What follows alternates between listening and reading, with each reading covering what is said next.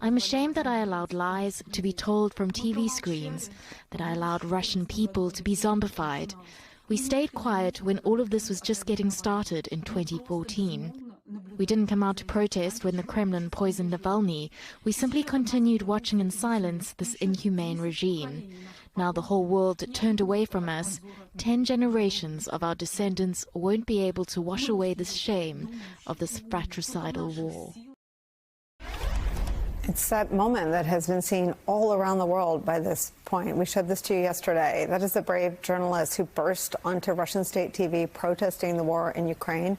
Her message, which she pre-recorded before this live protest on your screens now, calling what her country, Russia, is doing a crime and urging other Russians to speak out against it. She appeared in court today, received a fine of about $280 for that pre-recorded message. Afterwards, telling reporters that she hasn't slept in 2 days, wasn't allowed to make any phone calls or to see a lawyer. She could still face up to 15 years in prison for her television protest. Ukrainian President Zelensky had a message for her. He called her an example to other Russians, saying this, quote, "To those who are not afraid to protest before your country closes totally from the rest of the world, turning into a very big North Korea, you need to fight. You shouldn't miss your own chance." Joining us now, Congressman Jim Himes of Connecticut, member of the House Intelligence Committee.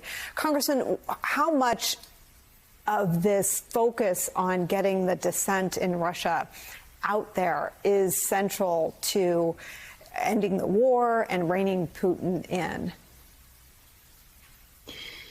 Well, thanks for having me, Nicole. It's really critical. You know, Putin, though he is losing, in fact, arguably from any strategic or political win, arguably he's lost, he's got the resources, certainly the military resources, to turn this into just a long-term meat grinder in Ukraine. And a lot of what will stop him from doing that is if he believes that his political position inside Russia is challenged. And that's why these remarkable acts of courage are important. And, you know, they're only going one way, right? I mean, there are hundreds of thousands of Russians losing their jobs every single day, not just those that are working for American or Western companies, but those who inevitably, as, you know, parts for airplanes and parts for other equipment no longer is coming in.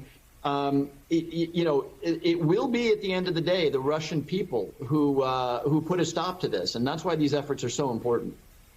Congressman, Sebastian Junger was just on, author of the book War, famed war journalist, director of the documentary Restrepo about Afghanistan.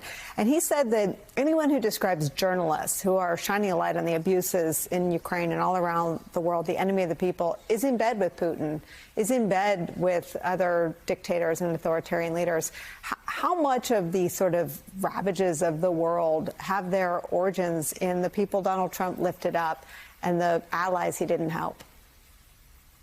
You know, it's a litmus test, Nicole, of authoritarianism. And, you know, as an elected official, I am the first to say that the press, which is there to hold people like me accountable, will sometimes be really annoying. Sometimes they will get the story wrong.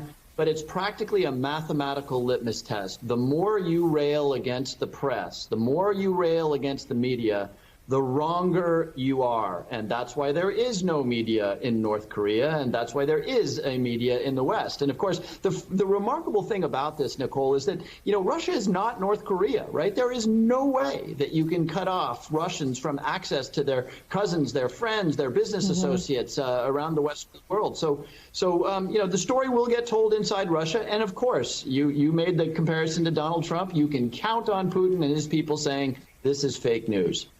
Literally the same words. Just with the time we have left, what will it be like for you to listen to President Zelensky tomorrow in that chamber?